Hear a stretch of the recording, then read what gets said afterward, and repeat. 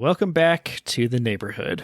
On this episode, we are going to be continuing the effing game swap month with a little game called Yakuza Like a Dragon.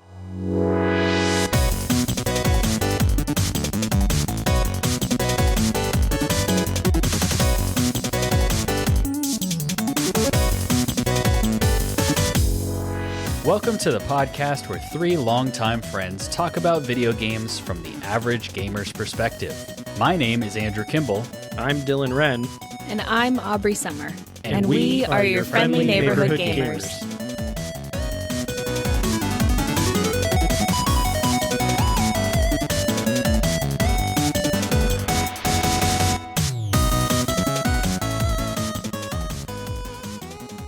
Before we jump into the discussion about Yakuza, I wanted to just remind you to check us out on social media if you haven't already. You can find us on Instagram, on Twitter, and on TikTok under some variation of the FN Gamers. You can find all of those links in the description of the podcast if you're interested.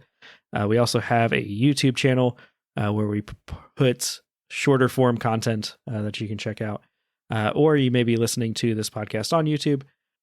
And obviously, we've got this podcast wherever you can find your podcasts. This is kind of our little plug for, hey, if you think about it, if you're listening to this, if you've listened to the Game Swap Month and you've enjoyed it, maybe leave us a like or a review or whatever your platform of choice calls its, thing. Those help us out. Those throw us into the algorithm, which helps us get out to more and more people. So even if leaving a review or a comment or a like or something on a video doesn't seem like a big deal, it really does make a difference. So it's literally the least you could do for us besides just listening. So we appreciate it. This is so welcoming and encouraging and appreciative. That was the word I was looking for. It's literally I'm not asking them to do something hard. It's just the least they could do, Anyway, your 5-star rating that you leave, the review that you write, the body of it could be, I'm doing the least right now. And they don't read the review when they throw us into the algorithm. They're just like, oh, someone took the time to write some letters into this box. So it really doesn't matter what you say. It just matters the amount of stars and that you did it. Yeah. 5 stars, good podcast, done, Perfect. Finished. So, but yeah. So joining me on this episode are, as always, or most of the time really, I guess, Andrew Kimball and Aubrey Summer. Hello. That is us. So if you are unfamiliar with what we are doing, we each picked a game that we wanted the others to play through. Now, we aren't playing through a complete game just because it is some of these games were fairly daunting for, time to completion there. Specifically one of them. Yeah, specifically this game. Yeah. Although if you look at how long to beat main story in Pokemon Mystery Dungeon, it's not that bad. And then if you look at time to completion, it's like 1 billion hours. So a lot of content for a game from 2005. Well, yes, there is a lot of content in that game. Is it all engaging and worth doing? I don't know. Go listen to that episode. So, but Aubrey had us play through Pokemon Mystery Dungeon. Andrew had us play through Lost in Random. And so the game that I submitted was Yakuza 7 Like a Dragon. Or I think at this point it's maybe just Like a Dragon. They've kind of this one is pivoted. Not. This is like Yakuza Like a Dragon. Everything from this one they've just called Like a Dragon if it's part of this series or part of Ichiban's story. Yeah. So I encourage them to play up through chapter 5 of the game, which is basically the point where you can start changing your character classes just to get sort of a feel for how that works. So we're going to be discussing up through chapter 5 in more details, but we're not going to really go through spoilers and stuff past chapter 5, even though I think at least Aubrey has played past that. I know I'm past that. I'm chapter 7 or 9. No, 9 or 10, I want to say. I played this one first, so it's the farthest in my memory. But I believe I'm about chapter 7-ish. Yeah, I was gonna say, I know for a fact that some of the things you were telling me you did in this game come past the end of chapter 5. So Yeah, and I think I'm in the midst of chapter 5. I don't think I finished chapter 5. yeah, and I, like I said, I just encouraged them to get to chapter 5. If they didn't, you get a pretty good idea of what this game is. Yes. Before then. You start to see the formula well before chapter 5. It's just what mechanics do they introduce as you continue on. Exactly. So, the Yakuza games are developed by Ryuga Gotoku. I'm not good at the Japanese names. Maybe Aubrey can help there. Studios, and it's published by Sega. So this one specifically is an RPG, like a dragon. This is the 8th mainline game in the Yakuza series. There have been some spin-offs and things throughout the series, but this is the 8th mainline game. It's the first one though where they kind of pivoted to a turn-based, more traditional turn-based RPG style of combat. All of the previous ones were beat 'em up action games pretty much. And so you'd be doing kind of fighting game combos almost as you kind of walked around the world anytime you got into combat. This is the 8th game or the 7th? This is the 8th game. I looked it up on Wikipedia and it was confusing. I think because there's Yakuza a Yakuza 0. Yeah. Yeah. Yeah. So it is. It is technically the 8th game, even though it's the 7th. Yeah, even though they call it Yakuza 7 like a dragon. Yes, correct. It's the 7th chapter. So it is turn-based, but they did carry over some of the action beat 'em up stuff. So you can use sort of the environment. You can throw bikes and stuff that you signs that you pick up on the ground, or you can kick and throw your enemies into some of that stuff, the environment, and do extra damage to them. And so most JRPGs, you can also have assists and summons and that sort of thing. So they added that to this game as well. Wild concept. Yes. So previous games also featured the protagonist Kazuma Kiryu, but this one introduced a new protagonist named Ichiban Kasuga. And so he's, I think, the one that pretty much all the rest of I think the man who erased his name or something like that is Kiryu. But all of the other games that have come out since then, I think, have been Ichiban. Yeah, I think they did hey, this is the next generation of Yakuza, fresh start, fresh protagonist, fresh gameplay. Mm-hmm. And then they're but hold on, we're going to do Man Who Erased His Name for people who like the older games. Also, it's going to bring your favorite protagonist from those games into this modern series. Mm-hmm. So, yeah, I haven't actually played those. It's just kind of what I've heard people talk about. But yeah, the ones that are called like a dragon, specifically this one and the one that came out this year, like a dragon, Infinite Wealth, are Ichiban. Yeah. Mm-hmm. Which I love him as a protagonist. Yes. Just as an aside, I'm sure we'll get there, but he's delightful. Yes, I am a fan of Ichiban.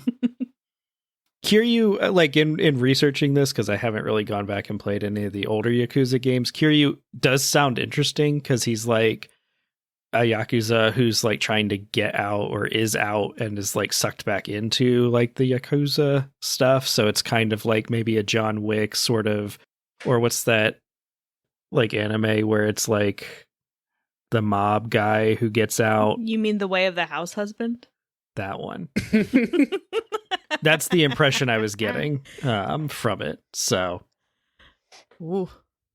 The characters all have jobs, which kind of serve as their character classes, and you can kind of, at a certain point in the game, you can start switching up those classes. And then Yakuza games have been known for having a ton of mini games and wacky side quests and that sort of thing. And this game is no exception to that rule. There is a lot of stuff, you can spend a lot of time not even touching the main game as you progress, because there are a ton of like little collectibles, little mini games, little side quests, diversions that you can be doing as you go through this game. And I think it's interesting because lots of games have jobs. You hear the word job mentioned especially in JRPGs or RPGs. It's like, yeah, this character has this job, this class has just this job, whatever.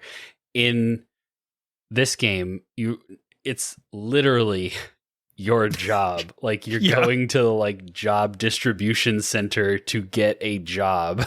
Mm-hmm. Like employment. Yep. Because I'm sure we'll get to the whole shtick is that like Ichiban, he views the world as like Dragon Quest, and so he's viewing kind of these mundane things as like a fantastical version of it. But it's every time I heard people talk about this game and they said like, yeah, your characters have jobs, I always immediately thought of like the video game language of that, of like, okay, yeah, a job system in a JRPG. Yeah. Heard. Yeah. No, it's like literally it is that job. But it's also it's also like your job is a waitress and this is the moves that you can do because of that. Yeah. So that's kind of like a very broad overview of like what is Yakuza Like a Dragon. What, like, going into this, Andrew, you've already kind of talked a little bit about it, so we'll start with you, but like what were some of the things that you heard? What were you expecting? What are your just kind of broad overall impressions before we dive into like talking a little bit more in depth about the game? So I had heard everything we mentioned about it, like the series shifting genres a little bit, going more turn-based JRPG. I had heard that Ichiban was an idiot. I had heard that he kind of views the world, as like a Dragon Quest game. Yeah. And that was pretty much like my frame of reference, which for me was like enough to be like, I'm interested in this. It sounds worth checking out. But I had never really, like, Yakuza hadn't really even been on my radar as a series. And I still don't really have a huge motivation to go back and play the older ones. But this one's always been on my radar as one that I wanted to check out. I wanted to play. And so this is like the perfect opportunity. And getting into it, I was surprised by like how there's almost no middle ground. It's like on one end, Ichiban is much more than just an idiot. Like he's actually really cool character. Like I like his motivations. I like his personality. I like him as a character a lot more. I had like a caricature in my mind going into this game. A lot of the like character stuff, motivations, world building, stuff like that is like really strong and like heartfelt and like actually pretty deep. And then on the flip side, this game is like just really dumb and silly. Yeah. And there's kind of no middle ground there. There's no in between. It's just like flip-flopping from like more serious Yakuza story with like heartfelt character moments to just like nonsense. Yeah. Like it reminds me of some of the like Grand Theft Auto stuff where it's like you've got this very deep, like interesting story and it's like really intense and it's like kind of like a thriller / crime drama, and then like you flip-flop to like somebody taking bull shark testosterone. Exactly. Yeah, exactly. Or it's wild. What about you, Aubrey? What had you heard anything? What were your impressions? And then just kind of like now after playing it, what's kind of your broad like, yeah, this is what I think of it. So I'd seen clips from previous Yakuza games of some of the more like absurd minigame moments that are like, I'd seen enough to know like the general response or like buzz surrounding is like, what is Yakuza? Like, what is this game? Like in terms of some of the more absurd moments that went like, semi-viral on Tumblr. And so in my brain, it was kind of like my brain filed it away with like the Sleeping Dogs, Grand Theft Auto, kind of again in that more like it's a crime drama set in a city. There's, set in the modern era, but then they're also not afraid to do some really absurd stuff, and maybe more so to a degree than like Grand Theft Auto does. So I did not really know anything about Ichiban going into it beyond just his hair. And based on what I know about, admittedly, the very little I know about like Japanese culture, I knew he was probably very much like an outsider and an outlier and not a nonconformist, we'll say. Based on his hair, you knew that? Oh, yeah. Okay. That like the outrageous wrecked perm that he gets. Yeah. Like that's like no. Which, like, I get the humor in it, but also couldn't you just go find a different like barber or hairstylist and get it fixed? I don't know. Yeah, they just had to have an excuse to give him that hair. Yeah. Plus, he loves Like a Dragon, so he probably thinks it makes him look like a JRPG protagonist. So I was like intrigued to jump into it, but I knew just because like where it was associated in my mind, both with the JRPG and the more like Grand Theft Auto-esque elements, I was like, this is a big game. It's going to be very involved. There's going to be just a lot going on in there. And was true. It's accurate.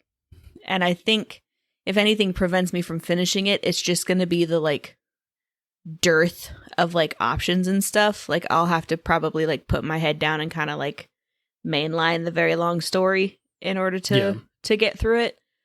But I mean, it hooked. It clicked me. I did like multiple days. I had several days off, and so I just sat down and would play it for like I basically made it to chapter 5 in a weekend, which for me that's a lot of video game time. So I've definitely enjoyed it and hope that I can circle back and figure out the spot where I'm currently stuck, and the thought of what I would have to do to get unstuck has me going like, ugh. So we'll see. Yeah.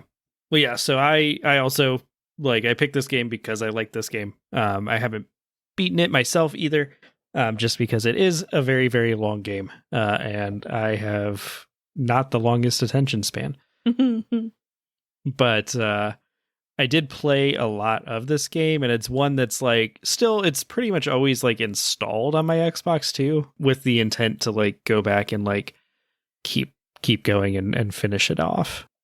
I figured we could kind of walk through just sort of the different chapters, the story. There is a lot here, so feel free to stop me and add stuff and that sort of thing, because I was just kind of going based off of what I remembered, because I did not restart this game. I just picked up where I was and played more there. So yeah. Oh, I do want to mention I played it in Japanese with English subtitles, and you both did English. Yes, 100%. Now I do think that is because this I have not watched like just a ton of anime. Like I do watch, I do like anime. I do watch anime, but not the anime where it's like senpai and like so and so san and all of that kind of stuff. So I will say, playing through this game, I think this is around the time I played through Persona 5. All of the like honorifics and stuff did throw me for a loop, because I was like, I don't know what the distinctions are here, and they don't explain. Like even in English, they don't it's just Ichiban-san or Kasuga-san or something like that, and I'm like, is that good? Is that like bad? How close does that mean we are? I don't. But yeah, I did not play it in Japanese. I was not brave enough. Well, it forced me to pay attention during the cutscenes. I had to actually like read what they were saying. So that was both a blessing and a curse in some of the more cutscene heavy chapters. So are you, like, if you pick this game back up, are you committed to the Japanese Oh, yeah. audio? Okay. Yeah. So, I think Ichiban as a character makes way more sense with the Japanese language coming out of his mouth. It's one of those things that, like, I'm definitely not like sub is always better than dub kind of people. But I've been watching anime for a long time. And the voice acting and attention that's like been given to dubbing has gotten a lot better as more people have like stepped into that space and are interested in that space. Not to say since that, it's not just the same voice actor for Vegeta doing like 97 roles. Yeah, exactly. And those more like outrageous characters that are like, you know, yelling and whatever and all of that. Like, I'm sure that the dub cast did a great job. But there is just something about like the deep-throated like Japanese yell that just makes more sense for a character like Ichiban in my brain than like the English language. okay.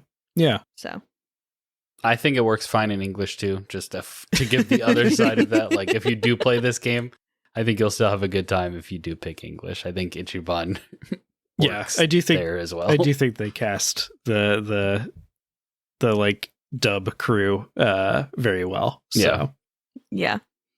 Joe had an interesting time walking through the living room and just the like going on. And he's, wow, what's happening? I'm like, so pay no attention to the man in the diaper on the screen. God, man. Just the speed let at that which go. I mashed through the dialogue for that section before Abby looked up from her phone. I'm like, I don't want to have to explain any of this. Just can we just get through this cutscene, please? Yep. That's a long cutscene. It went on It forever. Bro's like, hey man, I love you now. Let's hug it out. Let's have some therapy here. And I'm like, no, just let me go. Just let me out. Yep. So we will cover that in just a bit here, but if you care about story spoilers, I guess pause and come back in like 180 hours when you've beaten this game or whatever it is. It's probably not that long. At least gotten to chapter 5. Yeah. The game starts with a lot of cutscene. It's pretty cutscene heavy in the first chapter. I mean, it's It cutscene starts- heavy throughout. Like, this game is, Yeah. it's like 50% cutscene, 50% turn-based battles, and then an extra little, like, 25% An extra 50%. Yeah. of side games and activities. But you get it starts off with like a kabuki play that kind of gives us a little bit of like backstory on Ichiban's boss. But then it very quickly just kind of introduces us to Ichiban and his like tutorializes some stuff. So it pretty much opens with him going around doing collections for his Yakuza like family or clan, I guess they call it. And so he is going to, like, it starts with him chasing down somebody basically who was like selling videotapes. I forget what he was selling. He was selling something to some like high school kids. Yeah, he called it porn, but it wasn't actually porn, so he wouldn't like get in trouble for it. But Yeah. But he was selling that stuff to some high school kids, so Ichiban like chases him down and like kind of beats him up a little bit. And so takes his money. He's supposed to be like collecting this money to bring back to his family, but he ends up giving that money like just back to the kid. He pretty much like doesn't collect any money throughout this entire time, I'm pretty sure. Yeah, he ends up like giving that money back, and then there's another person he's supposed to collect from, and the guy doesn't have it, and so he's like, well, just give me your wallet, because, you know, they said we're just supposed to get your wallet, so I'll take your wallet and I'll bring that back. And so yeah, you learn through this tutorial process that like he's in the Yakuza. He's a pretty chill guy. Yeah, and he's like not a complete bottom level grunt. Like, he's got enough pull to kind of make some of these calls. And then you kind of learn that, yeah, he's got a bit of a heart of gold. He's actually kind of a nice dude. He really cares about his community, and he really cares about like the ethics and code and meaning behind the Yakuza and his family and his clan. Like, he takes it very seriously. And so that's kind of what this initial section is teaching you. Also, it's like in the 90s, the early 90s, like it's set in the past. Yes, it's maybe like 2001, but I think it's like late 90s. Late 90s. Yeah, because the jump is like 2017 or something like that. Like, when did this game come out? It came out around, it was the late teens. So if they did a real time jump, then yeah, it would have been like late 90s. Yeah. So that's the sort of tutorial section, is kind of it teaching you like, here's how you fight, here's how you move around the world, here's how you interact with the environments, and it's all him like kind of collecting that stuff. And then you go back to the family, and you get assigned, I believe, to like, it's the boss's son's birthday, and so you get assigned to like go guard him at when he goes to like a club or something like that. Which Ichiban it's not like a new assignment. Ichiban is like consistently tasked with like kind of taking, because the boss's son is disabled. He is in a wheelchair. Yeah.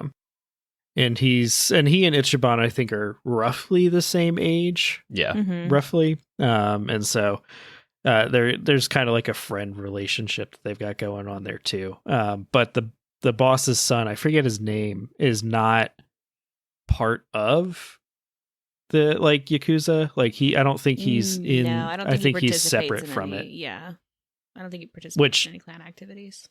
Yeah, and so I think Ichiban at some like gets drunk that night or something like that. Like he gets woken up by like the police or something on the street, if I remember correctly. And they're basically like, oh, something big went down. He goes back home to like the clan HQ, Arakawa family HQ. And that's where they start being like, hey, so this guy, Sawashiro, he was one of the captains in the family. He murdered somebody last night, and he's important, so we really can't have him going to jail. Would you go to jail for him? Well, and also, if one of the captains was responsible for the death of another clan member, it would definitely cause a war.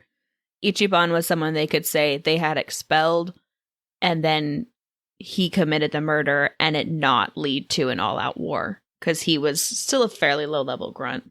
Right. Yeah. And I'm not sure how much it plays into the end game, because like obviously we didn't get there, but the son that you're tasked with like taking care of pops some like experimental drug to be able to walk for the night while you're out. And you end up almost getting into like an altercation with the chief of police. And it feels like they're sowing a lot of seeds in this part, like in this specific scene, that I haven't seen pay off yet, but feels weird if they didn't pay off. Yeah, if there's not something coming in the end game. Yeah, it definitely seems like it, because being further in the game, like the corruption of like chief of police stuff is coming up again, and they have cut to like the son again a few times, I want to say. So like there is stuff going on, but yeah, having also not beaten it. Like, it does seem like they are doing more with that. It makes sense that would tie into like the full overarching story. And basically, in the amount of time that I played, I was just collecting party members and establishing like why things are like fantastical, which happens gradually over 5 chapters. And so I assume once you kind of solidify that party, which is kind of what you're doing in chapter 5, you're kind of... she's on the cover, so she's kind of like the last key party member. Then I kind of assume that, the game picks back up on like the actual story of like Ichiban taking the fall and all that kind of stuff. Yeah, there is one additional party member that I know for sure that you get in like chapter 7 or 8.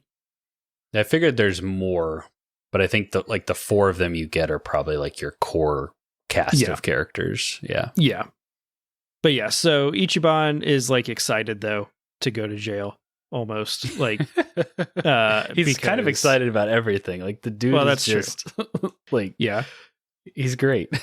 He's grateful for the opportunity to repay the clan because he was a orphan raised in a soap land, which is a fun little workaround for a brothel. Yep.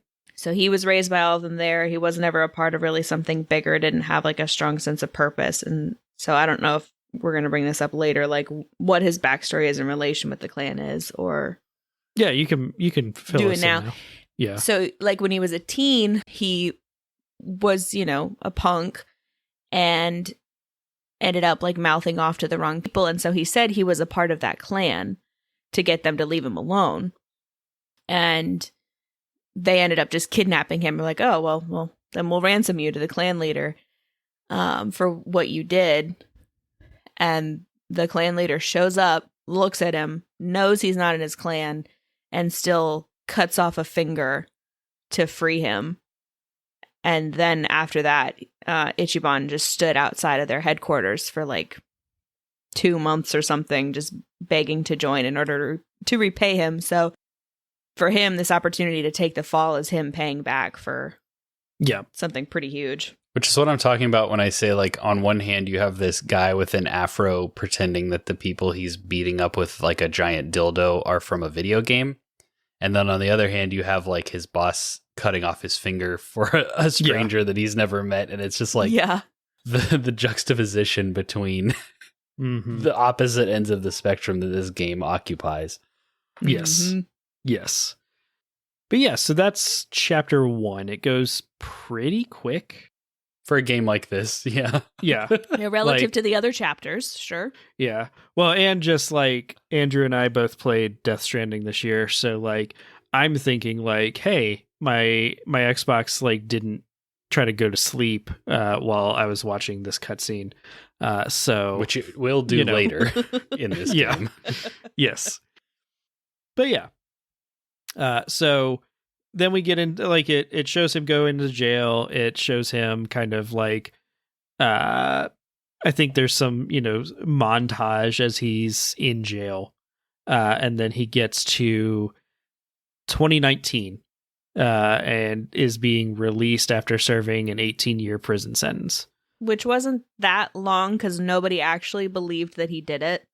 Like everybody who participated in the trial, charged him everything, they could look at him and say, yeah, you didn't do this. But he kept repeatedly stating, I did it. I killed him. I killed this person. I did it.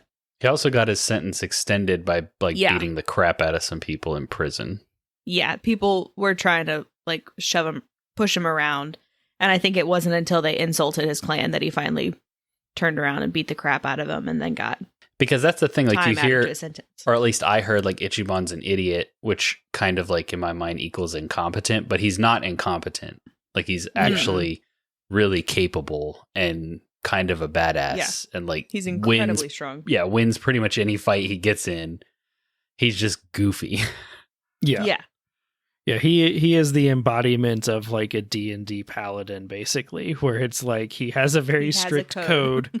And he's going to stick to that code, even if it gets him into trouble or it's just goofy or everybody else thinks he's a moron for following it or whatever. But he's been almost kind of looking forward to getting out of prison. Shocking. Because, yes, because it's getting out of prison. But he's also like, sort of romanticizing this like idea that like he's going to get picked up by his family. It's gonna be a hero. He's going to reunite with them and rejoin. And he's going to be respected and honored for the sacrifice he made. Yeah. So he like comes out and no one is there. It's just kind of I think there's some like little old lady pushing a shopping cart or something that he sees, and that's about it. And he meets instead Adachi. So there's one person there. Mm-hmm. Who is a part of the police. He's like a detective or something. Currently And working in so- the DMV because he got his wrist slapped. Yes.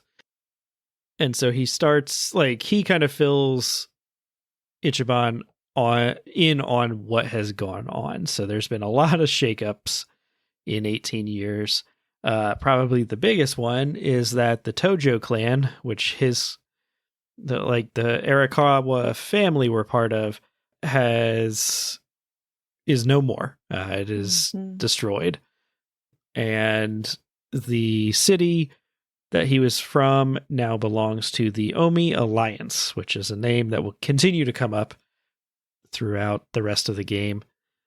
And it was kind of given over to the Omi Alliance by a traitor who happens to be Arakawa, Ichiban's boss, and like the guy who he idolizes and the guy who saved him. So Ichiban is like, does not believe it, doesn't think Adachi's telling him the truth. But Adachi is like sort of investigating the like what happened in all of that shakeup.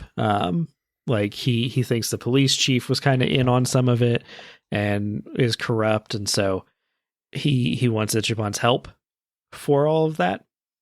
And so they introduce you to some more stuff in this chapter. They give you like the cell phone, because I think when Ichiban went to jail, cell phones weren't really a big thing. And so now he's got one. Yeah, smartphone, not and just like cell phone. vaping, But Yeah. not smoking. Yeah. yeah. So yeah, there's a lot that they kind of like play with there where it's just kind of like, yeah, everything has advanced. He goes to get his hair permed, and they do a terrible job because nobody gets their hair permed anymore. Yep. So now he's got this just lion's mane of hair.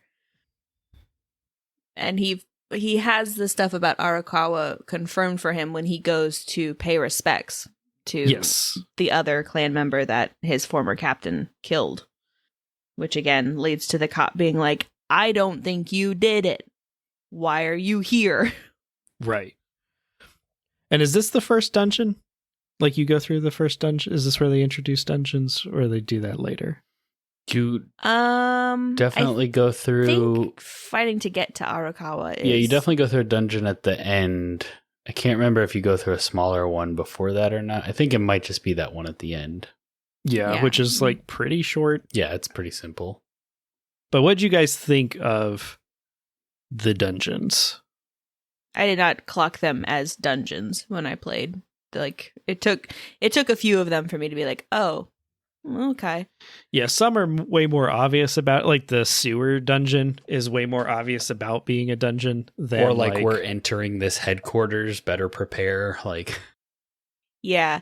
It, to me, was kind of a shining example of what Pokemon adults want Pokemon to be. Like you're running around, you run into opponents, it's in like a 3D fully realized environment.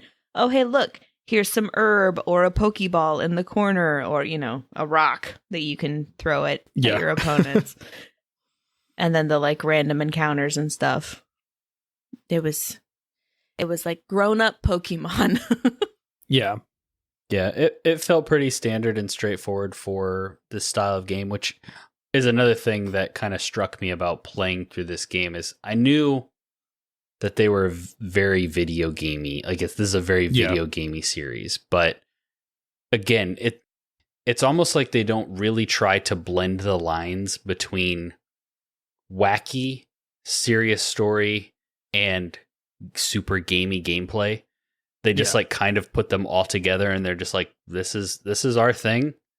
And it seems to be working for them. But yeah, it's like the video game part of this game, if you're not in combat, is extremely simple. It's like just kind of wandering around a relatively small open world, and you maybe see some enemies, or like there's some shops you can go into, and then you go into a dungeon. Some of them are more obvious than others, like we talked about, but it's like go in. Now you have like kind of a mini map showing the maze and the routes you can take. Go through, you fight the guys, you get to the end, and then you watch another however long cutscene Yeah, this one was long. This was the one where your controller goes to like it turns off. And This you one have to, was like, turn it back on. huge because it picks back up into chapter 3 with Another cutscene. basically where the game starts. Yes, Yeah, you're finally through the prologue. But it's like Yes. it's that thing of super video gamey gameplay kicked into a cutscene telling a story that's a bit more dramatic and like cinematic than you would really expect based on that gameplay, because it does the typical JRPG thing of like fully realized cutscene, voice acted characters just standing there staring at each other, non-voice acted characters just staring at each other, and you have to read the text dialogue, and it's like you kind of never know exactly what you're going to get to move the story forward. Yeah. So yep. there's just a lot. It makes sense to me how this studio is able to like consistently release these games on a pretty tight schedule. And it's not to say that they're bad, or that's like a bad thing, but it's very much, you can see kind of like here's where we decided to save time and money. Right. Like you can see their like constraints, you can see what they value, you can see like, and in this game, very much what they valued was telling the story and having a pretty interesting and fun turn-based combat system. Yep. I 100% agree. And like, it amazes me too that they keep coming out with new stuff. Like the Infinite Wealth game that came out this year has like basically its own version of Animal Crossing on like as one of the mini games that you can play on it. And this one has its own version of Pokemon. Yeah, it's got its own version of Pokemon. It's got this its own version of like Mario Kart. It's got its own version. There's a bunch of stuff. And because it's like a Sega game, if you go into like the arcades, they have a bunch of like Sega games like that you can Sega play. Games, yeah. In the arcades, which is kind of cool. They have like the bones and the like core structure of the game kind of nailed down, and like similar to FromSoft, this is a very iterative studio. So they're able to just kind of build on what came before, and then they can put a little bit more energy into like the silly stuff on the side. Yeah. So, in a very not silly way, you finally get to the top of the like tower or whatever, the headquarters. He finally gets to confront his old boss. There's a pretty long cutscene where stuff is going on, and it ends with his boss shooting him.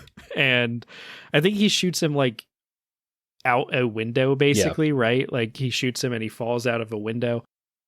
And then like his body is dumped in the outskirts of a different like because I don't know like Japanese like geography, cities and states and geography. I don't know if this is like a whole different city somewhere else, or if this is like a different district of like a more populous area in Japan. But they basically dump him somewhere else. Like it's not Kamurocho anymore or whatever.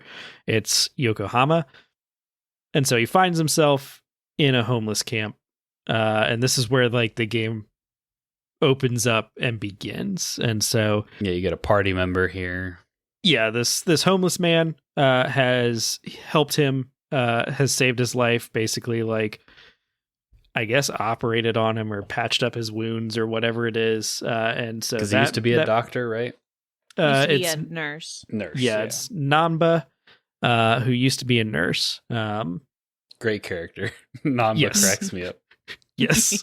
He's like the Joe of the party. Yes.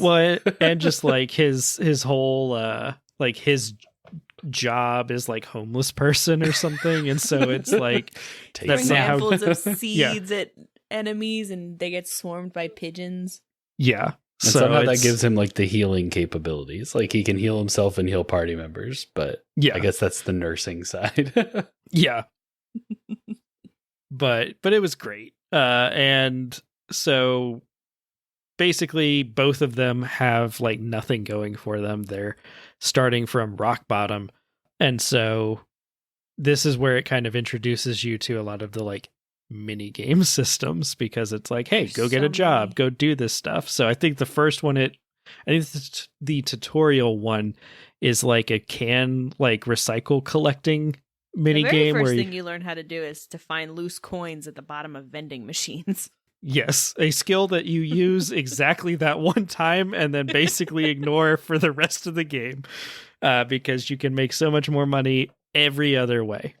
So Correct. Yeah, you learn kind of some party system mechanics in combat, and then you learn about the mini games. And this was kind of where like some of the gamey stuff was starting to, for me, I was like, I would really love to see Ichiban in some other outfit at this point in the story. Like, he's been wearing the same purple suit this whole time. He got shot in it, probably like bled all over it. Like, and I don't know if he later finds on a counterfeit bill in that pocket, in that suit too.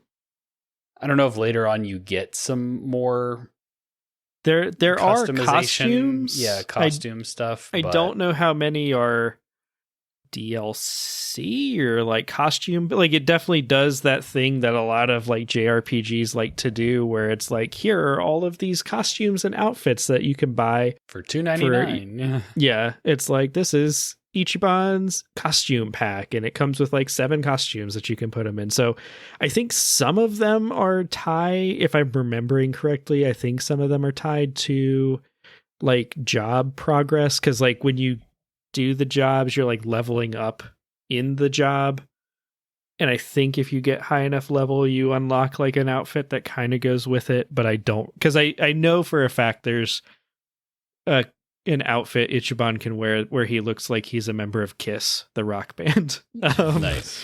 But I don't remember how you get that. To see, like, even that is kind of obviously like leaning into the silly gameplay side of this game.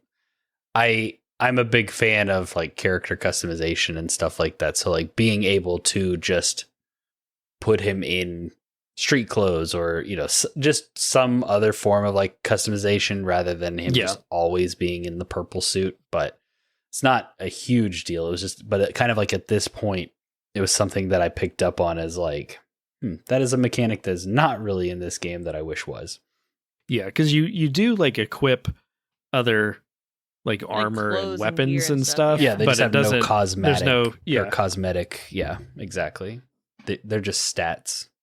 So yeah, it introduces you to like the mini games. Like you can do a few different ones for money. It introduces you to like the side quest system, because up until this point there haven't really ever been side quests, and so there's like a few that you can like kind of go around and do. Like there's, I forget exactly what this one was. I want to say there was like a lady that was like selling something in a pawn shop, so it kind of introduces you to like the shopping side of things, but also is like a side quest, because I think you find something for this lady or something. You can buy armor and weapons at sex stores. Yes. Yeah, I don't remember the specific side quest that like they tutorialize you with, but like in the area, there's like a clean up the trash around this pawn shop to be able to shop there and stop the guy who's peeing in the river. And there's like a handful of just kind of just goofy. Like it's like a hero task or something where you like. Not yet. Those come later. Those are chapter 4. You're not. He starts calling them hero tasks. But yes.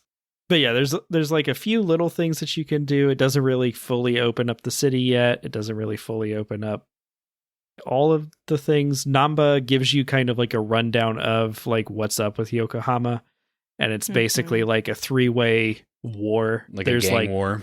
Yeah, there's the Yakuza, the Siryu clan that control a part of the city. There's a like the Korean version called the Gomi Jewel that control an area, and then there's some triad in there as well called the Leumong. I forget exactly. Leumong. And then on top of that, there are some losers called like Bleach Japan that are like protesting around. Yeah.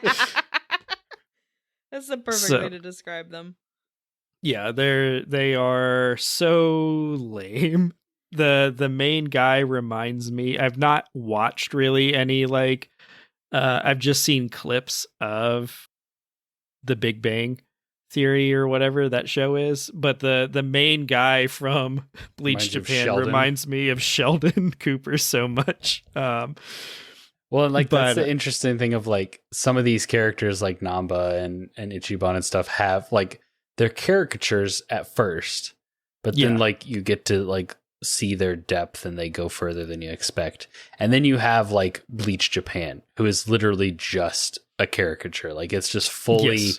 one-dimensional, like means to an end for the story kind of thing. And it's funny and it works and it like progresses the plot, and like I don't think that's necessarily a bad thing, but it's just like the world and story of Yakuza is just so all over the place in terms of that kind, like the level of depth that they choose to go with on these various things. Yeah.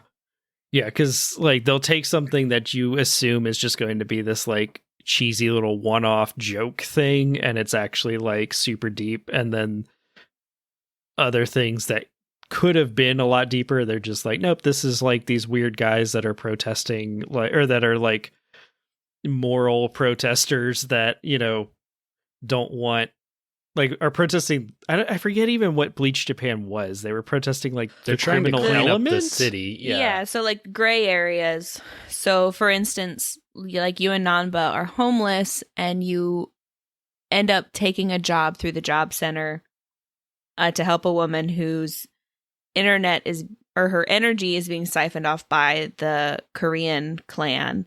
And so she cut the cord because she didn't want to pay. They're siphoning off a bunch of electricity from a bunch of small businesses. Yeah. And so her friend asks around for some help, and the chairman of the job gives you and Nanba her information, and you go out and you confront them, and you're like, look, you're getting plenty of energy. Leave this lady alone. And so in return, she gives you guys a place to stay so you can be as protection for her girls, who are essentially prostitutes, but Yeah. it's like a gray area of like, it's a restaurant and they can, you know, come in and hang out or whatever. And so Bleach Japan shows up because she's in that gray area where they're trying to root out like prostitution and soap lands and stuff like that exist in that fudging, like, prostitution's not legal, but this isn't technically prostitution because we found these loopholes or whatever. And so they're trying to clean up the quote unquote gray areas. Which, like, just explaining it that way is so cheesy, and like what they're doing kind of makes sense in like the like setting of the game, but they are very much the like anime one-liners kind of characters. Yeah, they're a bunch of in the way they obnoxious approach protesters. it. Yeah, Yeah, they are Team Rocket, basically. Yes. So, Yeah. And then they'll try and they've only showed up for story, like at story beats and planned moments. I haven't encountered them in the wild or anything, but they'll show up and try and like get you to pick a fight with them. yeah. So that then you can be prosecuted for that too. So well, and you glazed over like a moment that kind of struck me, especially when talking about just like the different tones this game has, when Ichiban is like dealing with the whole internet issue, and that's like the Korean gang, right? They're dealing with Yeah, that. they Like, go me Joel. they retaliate and they come after him. Like it ends with Ichiban like standing in the middle of like a bridge and Namba hiding behind like a box, and they're like shooting crossbows at Ichiban, like giving him warning shots. He's basically yelling at them in their tower, or like in their complex or whatever. The buildings they're hiding in, telling them, I'm going to stand here. Your only option is basically kill me or leave them alone. And he stands there and tanks like a hit with a crossbow bolt. Mhm. And then they all like back off and leave. And it's like, that right there is out of some sort of like a HBO gang crime show right there. Yeah. Like he is a modern day samurai. And And then then 30 minutes later, you're dealing with a the next grown morning, man in here a come diaper. The Yeah. punks. Well, yeah, Yep. and if you the Bleach Japan guys who are maybe not necessarily like don't fit the world, but also are just written in such a comical, cartoony, like you Saturday morning cartoon Team Rocket kind of way. It's like it's just, I don't think it's negative, but it's just this game going all over the place with its tone is such a roller coaster ride. Which I feel like it does showcase, one, I think Bleach Japan is a tool of like the police chief and the like commissioner and stuff. So there's probably more stuff like they do coming down the pipe with them. Yeah, they do flesh them out a little bit more as you go through the game. But also, like, they're treated as absurd because it is absurd. Like, what else is Ichiban supposed to do? Like, get a job in a convenience store? He doesn't have he's homeless. He doesn't have an address. Without this, he wouldn't have the opportunity to take jobs. Without her generosity, like, he wouldn't be able to contribute to society in the way that they want him to anyway.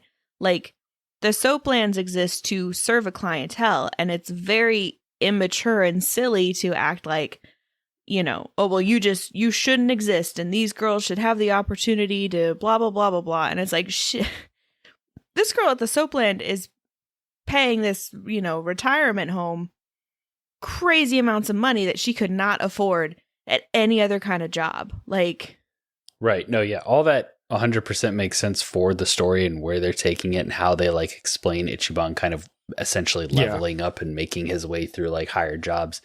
It's just the differences in like writing that you get from some of these situations. That's so interesting. I think they're pretty purposefully kind of stupid and immature because it is kind of an immature take. I think it's intentional. You can just protest away. I think they intentionally lean into like, but I think they intentionally lean into just the extremes of either like the comical, silly Saturday morning cartoon aspect of it or the like intense crime drama, modern day samurai showdown thing, which again, like that moment was for me going into this game thinking Ichiban's an idiot and not really like, he's actually like a really cool dude. He's just a little bit odd, like a little bit different from the rest of us, but like because of his differences and because of like the way he views the world, he is able to just stand there and be that badass in that moment. Yeah. Well, and like one of my favorite things going through it was like you'd be doing like a little side quest and it'd be like, you know, the one with like the big baby man, and then like it cuts to the like therapy session and it starts playing that like somber piano music as they have like a real heart to heart moment or whatever. And it's just like the music, it gets like super deep and emotional, and then it cuts back and it's like this grown man who's like dressed up like a baby in a diaper that's like paying for the experience or whatever. And it's just like that juxtaposition there, I think, is like one of the things that I love about these games. So yeah, and I think like you mentioned the music, I think they lean into it with the music because again, the music is very video gamey. Like as you play the game, you have the combat music, you have the heartfelt music, you have the I'm strutting down the street heading into this situation music. Like there's a few tracks, and like by chapter 5, like I had heard these tracks multiple times and like kind of picked up on them. And so they just kind of use those things to like add to the mood. It's like, oh, we're hanging out, having a heart to heart in the bar. Like this song is going to be playing, or we're doing something silly and whimsical. This song's going to be playing, or these punks just walked up and want to start trouble. This song's going to be playing. Yes. So that brings us to chapter 4. So they get that job to help this lady. They get a house. They're looking for some other work. Adachi joins back up. At this point, he's been laid off, so he's kind of like, "Yeah, I'm looking for work too." So they're like, "Yeah, come with us," basically, because he helped you infiltrate Arakawa. Yeah, but like he gives you more. Again, it's more depth than you'd expect. Yeah, you find out that he has like very personal reasons for what he's doing, and the reason he was working at the DMV for his like last year of his career was because he had kind of pursued this internal corruption and gotten punished and put on that like DMV job. Yeah, it's definitely a gross like oversimplification of like. But yeah, so he's got his motives for like wanting to help Ichiban because Ichiban has these connections to like some of this police corrupt. Like Ichiban was not part of the police corruption, but he's got the connection to his boss, who was part of the like police corruption thing. And I know the like introduction of how like the female character joins the party. Like I haven't even played with her enough to really remember her name, but Seiko. Like up to this point, I just love how kind of just pitiful and pathetic and gross your like friends are.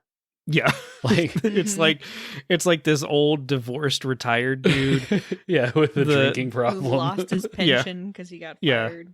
The homeless nurse guy who like probably cleans up well, but like right now just like has no motivation to do so. Yeah. Half of his moves are just like he's smelly and it hurts the enemies. Yeah, it's and just then like, Ichiban. It's like Ichiban rallying the dregs of society to kind of move forward with his quest, and I like that on the like comedic side that these guys are just pitiful, but I also like that on the side of like they don't just stick to that element of their characters, like they go deeper with growth. all of them, and there's growth, and so I it's just something I appreciated, and I'm sure it continues on with all your party members, but especially with Nanba and Adachi. Yeah, so they all get hired to help this soapland owner investigate his employee, basically, who is Seiko's sister. They're trying to figure out like what is going on. Like this person is not where she's supposed to be. She's missing shifts. Like what's up? And so they start digging around, and they figure out that like most of it is her trying to like help out her dad, who is in a nursing home. And it turns out that the nursing home is basically just like a front for one of the like captains of the Siryu clan, I believe.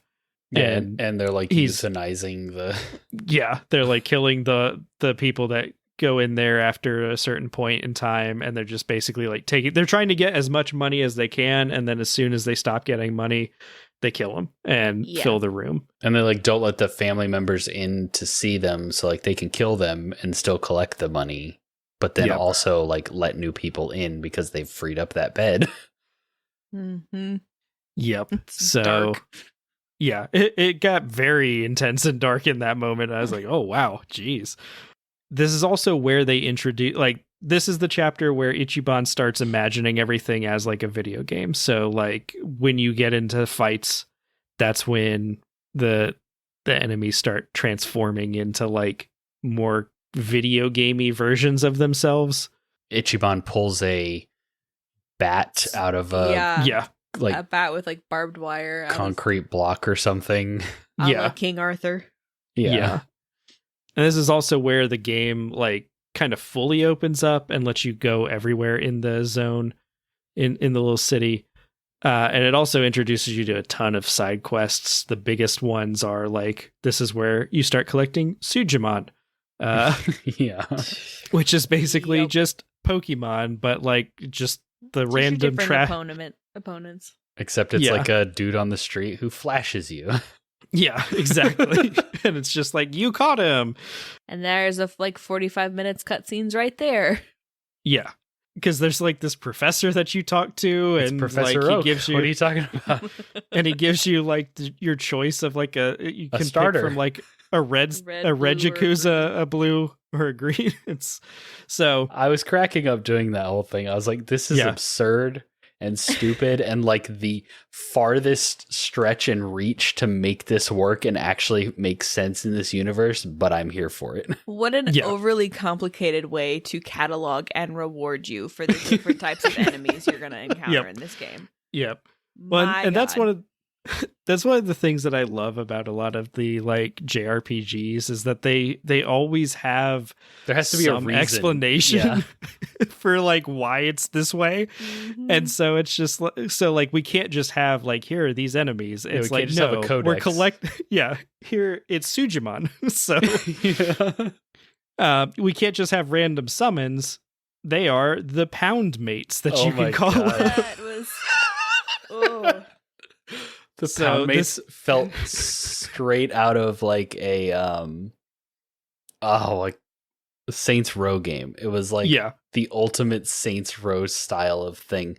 I knew like as soon as that little cutscene started that where they were trying to like call, they got the free pound mate or whatever, and I knew it wasn't going to be straightforward, but I wasn't exactly sure what was going to happen. And then obviously as it went on, I was like, okay, this is this game's way of like, you can call for like backup or like a summon in combat, but it's like call in this giant beefcake with a sledgehammer or whatever to come help you fight. Call in this crawfish that you saved from like the river, and and it's pound mates, but it's because they help you pound your enemies, not because of what you initially might think. But also some of them definitely might be what you initially might think too. It's unclear. But yeah, so a lot of the like little side quests that you can do culminate with you getting like a new summon that you can kind of bring in. And all of them have this like way overproduced like animation when you call them in. That's just fantastic. I knew that crawfish quest was going to lead to him eating her. I knew the whole time. I'm going to spend all this time hunting down this crawfish and he's just going to eat her. Like, what? I didn't finish that quest. I started it. But that is hilarious because minor spoilers for Final Fantasy 16, but Final Fantasy 7 Remake. There's a rebirth. There's a very similar quest where you have to track down chickens, like these pet chickens escape. And it is the most tedious, annoying BS quest in the entire game. Like the mechanic, you kind of have to like sneak up on them and then you kind of have to like coax them back. And if you do anything like too fast or like whatever, it breaks it and they go back to where they were and you have to start over completely. And it's just like the most GameCube level of like bad game design kind of side quest. And so you go through all this tedious BS ultimately to bring these pet chickens back. And it's the same thing where like they just get eaten. Yep. Yeah, no. Thankfully, you're able to save Nancy. He did. Ichiban will advocate. You have to go buy him a freaking expensive bento set, and then you get Nancy the crawfish as a summon assist in combat. Nice. Which, don't think too hard about how you call up a crawfish on your cell phone to come help you out in combat, but you know. Yeah. It's just what happens. They go to all the trouble to like create this in-universe reason that you can summon people to help you fight, and then they put a crawfish in it. Yep. So you do all these side quests, you collect these things, you power up a little bit, and then you end up raiding the nursing home. To like find out. I guess that's where you kind of find out like what they're doing. And then you're like, this isn't cool. And so you go to Seiryu headquarters and are just like, hey, you guys need to stop this. And so I think you end up like, because I don't think like the head of Seiryu was in on it or was okay with it or something. Well, he was like, I think he was aware of it, but not how far they had taken it, and was just kind of like, hey, dude who is running this thing, you've embarrassed me. You've gone too far. Also, like, there's no reason that this random guy with this hairstyle should be talking to me right now, so that's a problem. So you just like Ichiban just kind of shakes everything up by even getting that far. But yeah, ultimately ends up resolving the nursing, because like you get like kicked out, and it's kind of ominous. Like the head of that organization, he's kind of like, I don't like you, but I respect you, sort of thing. Yeah. Then you go back to the nursing home. You're standing outside of it, kind of being like, well, did we really even help? And then his like assistant comes and finds you and is like, just want to let you know, exposition. This is all settled now. We'll give her money back, and we won't. We have fixed everything. You did it. Here's the bow. Resolved. Yeah, exactly. So you resolve that. You're riding that high for about 5 minutes, and then you go back to the soapland, and you basically walk in on the hanging body of the guy who hired you to do all of this, and that's where that chapter ends. And it's just like, uh-oh. Which is like a character that they go through all this trouble of making be kind of a sleazebag initially, and then like kind of no, having you see his perspective and realizing, he cares about his girls and all this kind of, and so then by the time you see him dead, you're like, oh, that actually kind of sucks. Yes. I didn't want to see him dead. Yes. And so there's, I think it's either the end of chapter 4 or the beginning of chapter 5 starts with basically like Ichiban making a very like motivational speech that's basically like, for this guy who was kind of a sleazebag, but we grew to love. Yep. And then Bleach Japan shows back up. Yes. Yeah. And Ichiban gives a very like, what you were saying, very just kind of, basically it's the whole thing of like, we're here protesting on emotion and we're mad. And Ichiban is like, well, here, let me lay out logic and facts. And they're like, God, I don't know what to do with this. I guess we'll see you later. Yeah. They're like, oh, you got us. Goodbye. Yeah. We'll talk about this next time. And so this is where the girl that you were trying to find, her twin sister shows up, which was a little confusing because it was just like, what was the point of having a twin sister? Like, you could just made it her. Like, it could have just been one person, but it was whatever. A weird choice just to, I guess, maybe like have the whole cutscene of your crew being like, what? But yeah, like you said, it could have just been her. And then they do the whole thing of like the guys being like, well, see you later. We're going away from you now. And then Ichiban being like, hey, you want to join us? Yeah. Mm-hmm. And so she joins up. You get your fourth party member. And you're pretty, like, I forget exactly how they decide this, but essentially they decide that the, like, Chinese triad, the Liumang, were behind this guy's death. She was like specifically on the phone with him or something and heard someone's name mentioned. Yeah, specifically Mabuchi, who I guess is like the leader of it. This is where, like, following his big speech, this is where they are like, we're going to be heroes. And so you start doing like part-time hero quests. Like, I forget exactly how it works, but like basically people can start requesting you do things. A lot of it's like, go find these cats or whatever. But there are some that's like, you know, oh, these people are like beating me up. Can you help? And this is also sooner where the better, please. I'm being actively beaten. And this is also where you can start changing jobs freely. And so I don't think all of them are completely unlocked, but you start being able to like pick and choose into some of them. Yeah, because you go back to the job center and it's like, well, now you gotta like just do more work to kind of be able to progress the story. So yeah, and it was at getting at this point and getting to the like not just take jobs but like switch your jobs that I went, oh yeah, you guys can play to Ninetales. Like, yeah. I'd given you the out of up to Xatu, and I was like, no, you can do like 3 more dungeons in Pokemon for as far as I have just played into this game to get to this point. And I would like to remind everybody listening that I strongly encouraged them to get there. I didn't say they had to. So they got here because they were having fun. But you go back to the job center partially too because you're trying to like get an in to the like Liumang. There's like a warehouse that they're trying to infiltrate, and so they're like, we'll just get jobs there. You know, it's like that Key and Peele sketch where it's like, we're just going to get jobs at the bank. We're going to show up 40 hours a week and they're going to just deposit the money right into our accounts. Like, so, and when they get there, like they figure out that this warehouse is basically just a giant counterfeiting operation.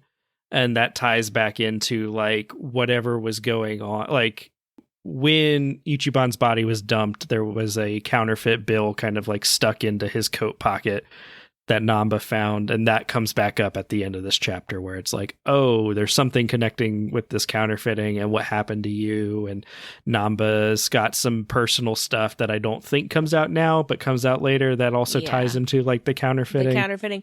Well, and there's counterfeiting Chinese currency, not like yen. So they're importing stuff, but then they're paying them with counterfeit bills, and then that's going back to China, and so they're just like basically getting all this material for free, which is like shooting up their profit margins like crazy.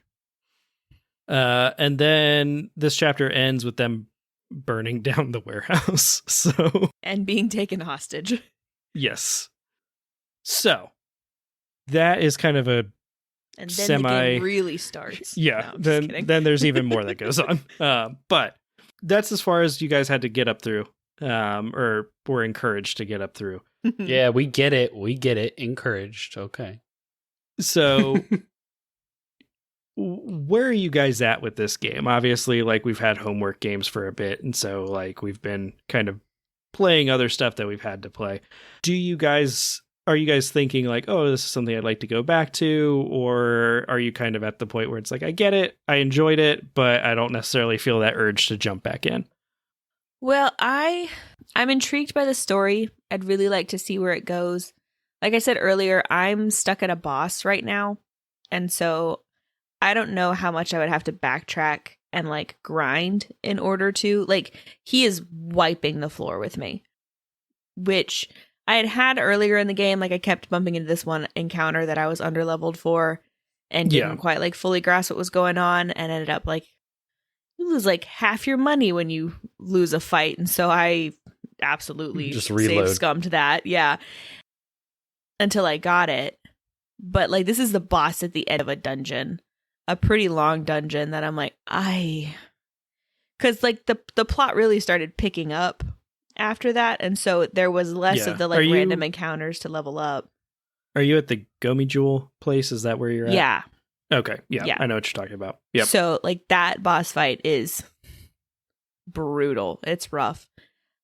So like I'm torn because I want to experience more. I'm having a good time with it, but I'm stuck here. And then when I look at all of the potential ways that I could power my crew up, it's such a dearth of like content and information. Like, I got the crafting stuff and the upgrade stuff and like grinding levels, and do I want to respec somebody, and like, do I need to buy more armor, and like all of that is not my jam in video games. And so that would be what stalls me out enough that like Joe's eventually like, hey, are you using Game Pass? Because that's like $20 a month. Like, can we suspend this for a little bit? So I'm torn. My heart says yes, and my heart also says no. So yeah.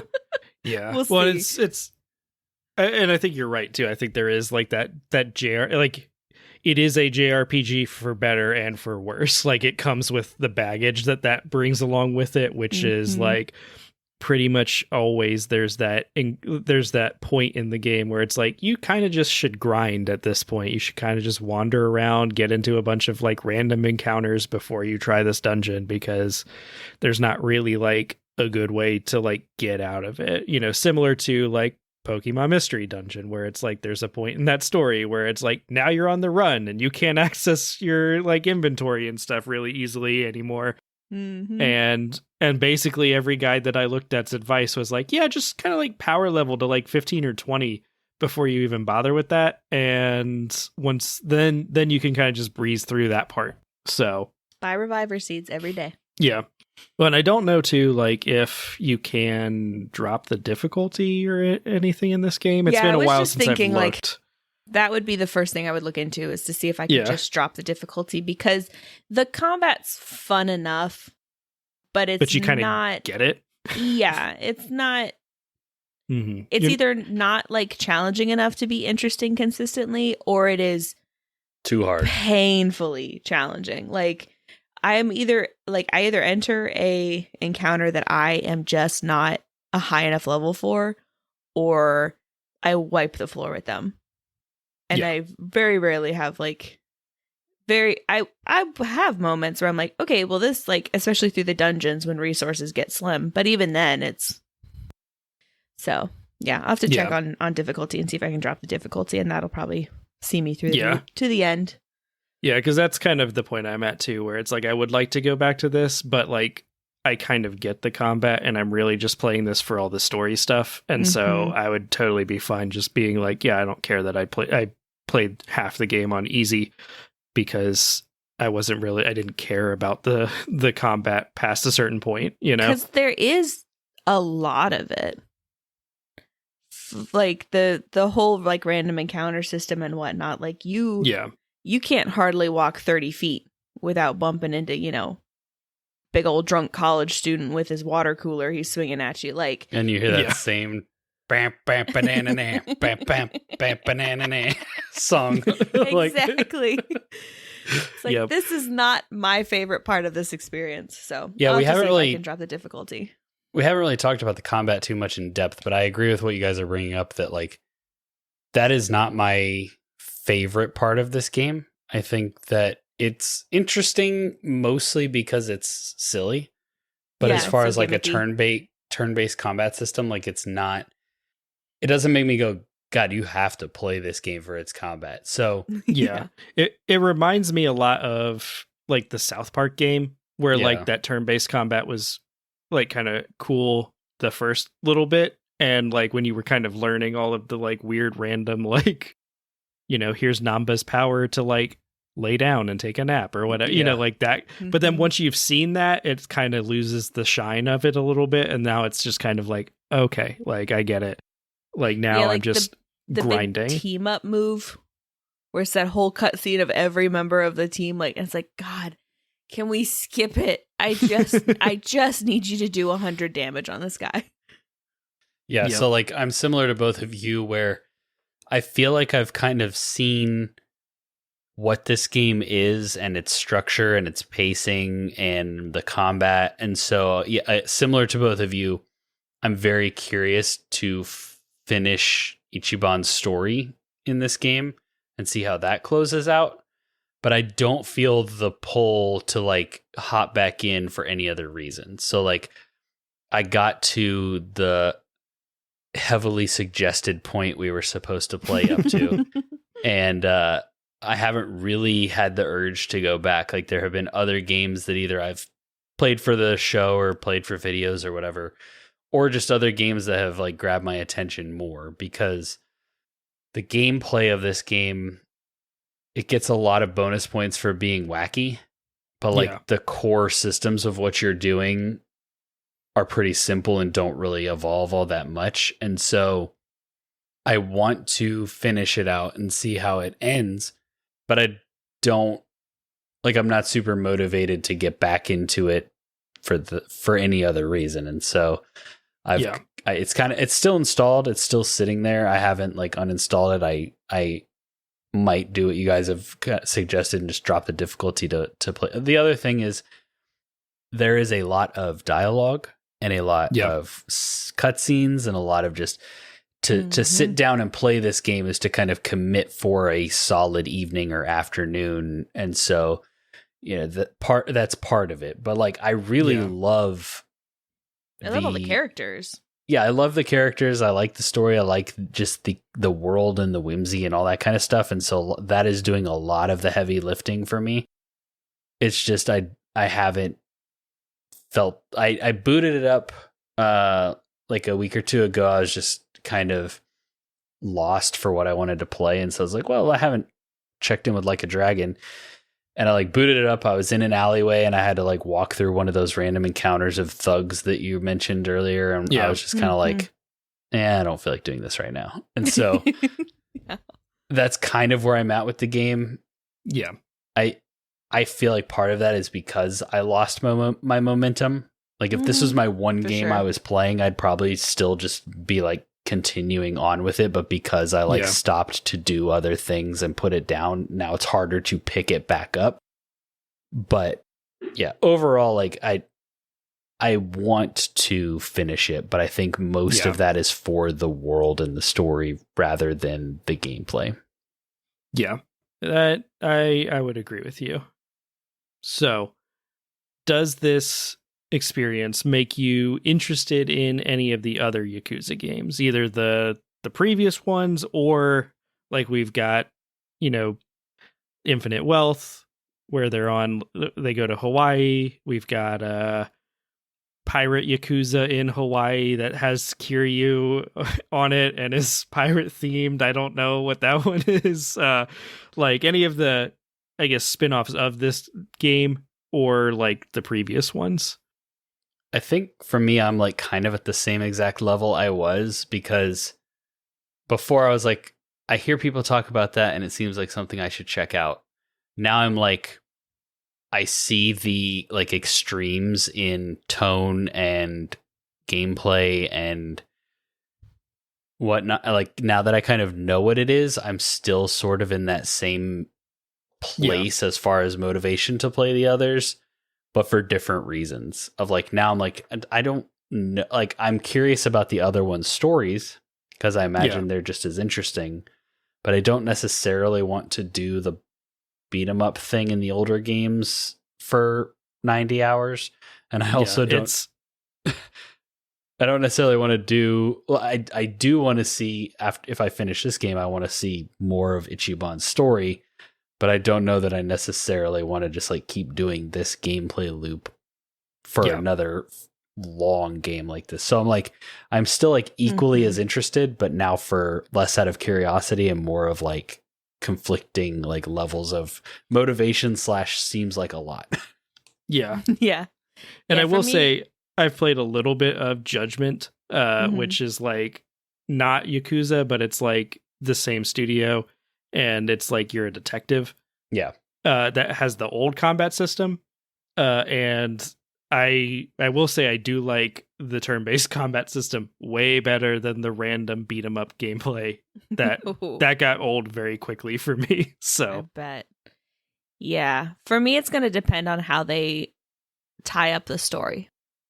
If all the threads come together, if it's like a compelling ending, if it's like interesting and clever and satisfying, which I'm optimistic it will be. I've enjoyed the storytelling thus far. Then that will be the biggest determining factor of if I want to go through this ride again with future games. If they somehow like fumble the ending which given its general like place in the zeitgeist, I don't feel like they do, then that would be the determining factor. That would be what makes me pick up another game, is if the story ends in a very satisfying way. Yeah. So obviously we didn't play all the way through it, but if you had to give it a letter grade right now based on what you'd played, what would you give it? Where would it be? I think for me it would be like a really strong B or like an A-, kind of in that territory. Like I said earlier, the characters, the setting, the whimsy, the like all that really carries a lot of weight. And then the rest, like the gameplay and the exploration and like navigation of the world and like just actively playing the game, I guess, is a little bit less, but it makes me curious to see how that Yakuza show is gonna turn out on Amazon or whatever. Yeah. So, but yeah, for me, it's like the gameplay is good enough and the rest of the stuff is great, either in like cheesy, silly ways or like genuine, like intense, heartfelt storytelling kind of ways, that for me, it's like, yeah, this is definitely a very interesting and worth playing video game experience. I'm in a similar boat. My like knee jerk was like, yeah, it's an A. But then thinking about how when I stopped like wandering around and doing a bunch of side quests and really tried to like golden path it and through chapters like 6 and 7, because the story picks up momentum, and I was like, yeah, okay, and to the next one and the next one and the next one, and not really grinding, how quickly I ended up kind of back to a little underleveled on everything has me like, don't make me do that. Like, so you've been asking what is an RPG? There you go. Welcome to I don't RPG. think I like them.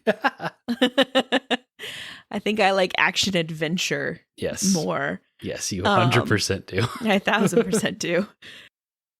So yeah, I'm in that same boat of like a B+ or an A-, where it's just the RPG of it all like pulls it down for me a little bit, which it's an RPG. Like that is what it is. And if you love RPGs, obviously, apparently this is what you're looking for.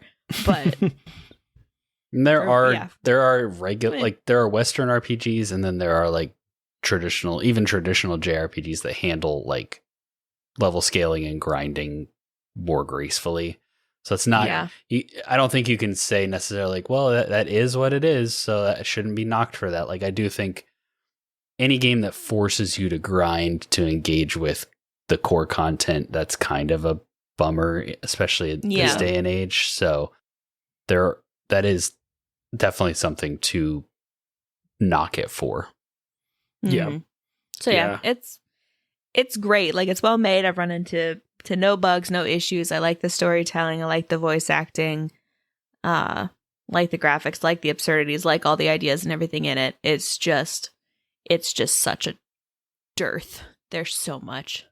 It's a lot for me and my little indie heart. Yeah. I'm used to a lot simpler games.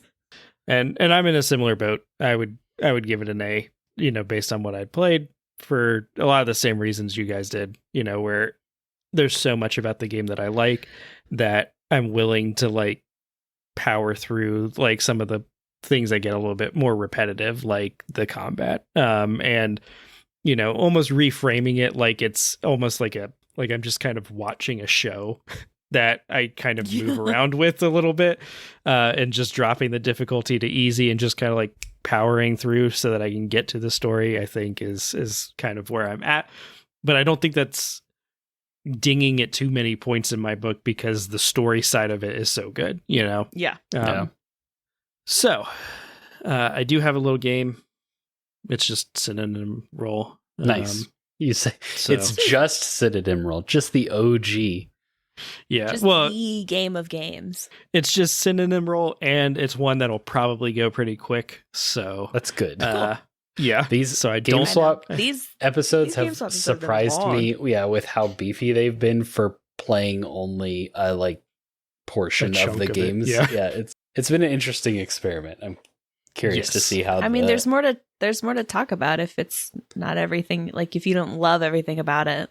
Yeah, and if it's something out of your wheelhouse, Yeah, I think it's been an interesting experiment and approach to playing games and talking about them. But I do also appreciate that the game is simple, and we're not going to be here for another hour. Yes. So I did a synonym roll. It was the only thing that I could think of to keep it like themed to the Yakuza series. Can Aubrey have her hints in Japanese and mine are in English? No. Yeah, can I? I don't know Japanese, so no. So all of these are either titles of Yakuza games, titles of chapters from Like a Dragon, or there's a couple that are other games that aren't Yakuza games that were made by the same studio. Oh. Theoretically, they go from easiest to hardest. Okay. Theoretically. And I've got an odd number, so there's no way for you guys to tie. Okay. This is just going to be me challenging my word knowledge because I don't know any of those titles. Yeah, I was going to say, for if this happens to be your first interaction with synonym roll, we take a title of a video game, we've run it through like thesaurus.com and come up with an alternate title based on its synonyms. So Dylan will read the silly synonym version and we have to guess the original title. So yes, just to catch you up to speed, if this happens to be, I don't remember the last time we played synonym roll, so probably a good briefing, but. And I will say that a majority of these things we've either talked about verbally on this show are in the document that you guys both have access to. Or there are a couple, like towards the end, there are a few that are like a little bit more out there, but still tied to these games. Hey, look, Aubrey just joined the document. I've been in and out of it. My phone's trying to die. All right. So you guys ready? Yeah, let's do this. All right. So the first one is such as a wyvern. Like a dragon. Aubrey got it first. Come on. I heard Aubrey's first. All right. The second one, the burrow at Bedrock. The home at rock bottom. The town at rock bottom. The town at rock bottom. Burrow. Yep. So that is the title of chapter 3. Yes. I want to say, according to the doc. Yes. All right. The next one, everlasting abundance. Infinite wealth. Correct. Infinite wealth. I thought that one was going to come up because I was like, some of these, like Yakuza Kiwami, there's no synonym there's for no that. way. Yeah. So Yeah. it's like, Yeah. Some of them, the only way I was ever going to get it is if I translated it from Japanese and then ran that through a synonym. And it was like, yeah, that's too complicated. There ain't All no right. way. So the next one, illumination and gloom. light and Light and dark. dark. Light and Close. darkness. Close. Day and night. Further. Not light and darkness. The Light and shadow. Light and shadow is correct. It is Ah. the title of chapter 1. he checked it, Doc. I did. All right. A grisly homecoming. A bloody reunion. Correct. Wow. You also I checked the remembered that doc, from the or you doc. just remembered it. I was like, that sounds like a Witcher title right there. Right? Let's see. The fellow which obliterated their designation. What? The man who The erased his name. Correct. The man who erased his name. That's like the man who shot Liberty Valance. What? The fellow who obliterated their... Their designation. Designation. That's the All right. silliest synonym for name. Right. Marauder gangs in the state. Roaming. What? Marauding. Marauder- gangs in the Marauder gangs in the state. Pirate Yakuza in Hawaii. Correct. That's a title? Yes. Yeah. That's the upcoming That's- game. That's the game that comes out next year. Yes. I thought that was just you describing. Nope. No. That's The the title of concept. the game. Yeah. All right. The next one is Basilisk Crusade. Dragon Quest. Correct. Oh, Dragon nice. Quest. Yeah. I'll throw you guys off a little bit. Threw a curveball in there. Absent determination. No name. Nope. Missing. No. Determination. Extra lives in Undertale. Absent determination. So this is not a Yakuza game. It is one of the other games made by the same studio. Oh. Hmm. Oh. Lost Judgment. Yep. Lost Ah. Judgment. Where you I was play a not going to get there detective. based on synonyms alone. And then this one, I don't know if either of you is going to get because it is a spin-off of a Yakuza game. And the title is The Hymn of Existence. The Song of Silence. You are It's a sound of silence. 75% of the way say, there. I was gonna say- that's as far as I got to the song of hymn of what? The Hymn of Existence. Song of Life. Song of, yeah, like Song of Life. Yep. Yeah. Andrew got it. Good job. That was Alright. just a guess. Hey, that's what most of mine were. Oh, it's a good thing Andrew got it because, well, it was going to turn out this way, but I thought I had an odd number, but I realized that I didn't start it at 1, so I actually had an even number. So the final score, I was like, that doesn't add up. The final Dr. score Ren, is, everyone. Yeah. The final, not in math. Not a doctor in math. Final score is Andrew 7, Aubrey 3. So Nice. mostly just a test in I was gonna synonym say, recognition. well, for me, it was like and my how well you know video the game Yakuza games. Yeah, title knowledge probably helped me out there because purely on synonyms, I feel like she could have beat me on a few of those. Yeah. Cool. Given enough time, but it's not any more sensible a string of words together per se. What do you mean? Pirate Kuza in Hawaii is... I enjoy a good synonym roll. It's been a minute since we've done that. Mhm. So Yep. And you're Cool. usually on that side of it. Yeah, I or don't- this side of it. Not... I don't get to guess that often. So, I'm going to do 100 questions again. That was fun. Yep. well, we have future content coming up, such as the end of year content. This will be our final episode in the game swap. So the month of December will be focused much more on Game of the Year conversations.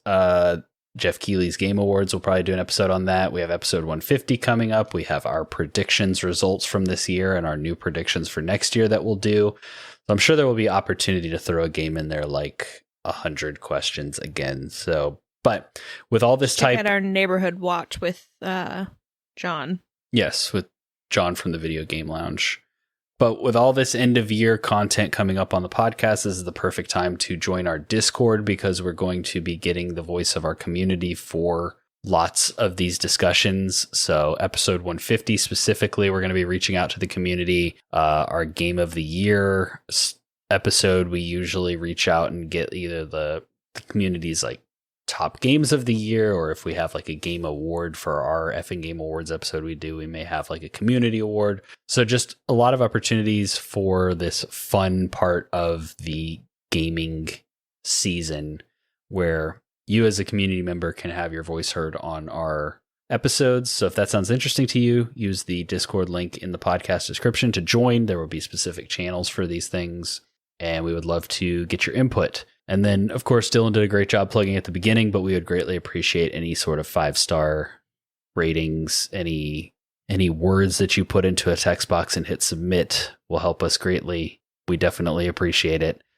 Speaking of asking for your engagement, Dylan, what's going on YouTube? So when this comes out, there will also be another video coming out that hasn't been determined yet as at the time of this recording. But we are rolling into like our end of the year stuff. So it may be something to do with that.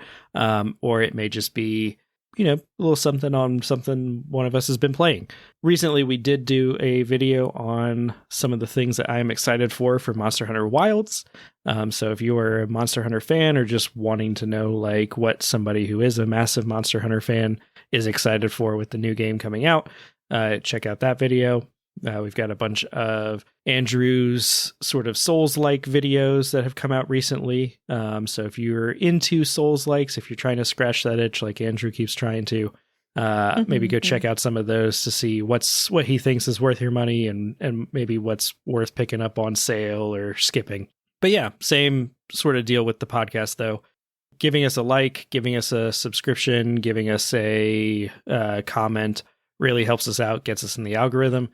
I get it. I am also not a liker or a comment leaver on videos, but it is like we can see a tangible difference between which of our videos get like more likes and which of our videos get more comments and how many views they end up accruing, signifying that they got thrown into an algorithm. So it does really help us out if you are watching and feel like you want to do that. Aubrey, any factoids?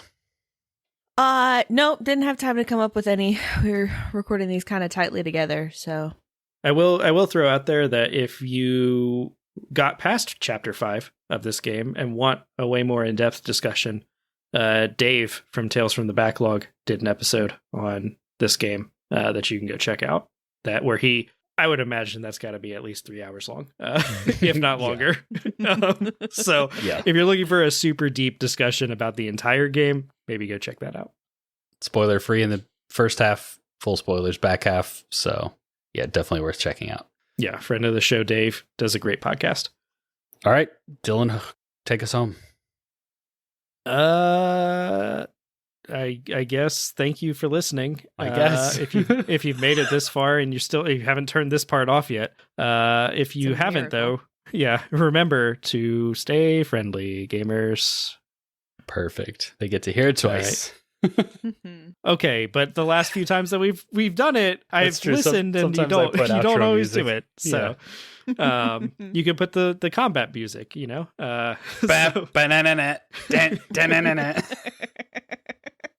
It's just that. It's just that. It's just you doing it.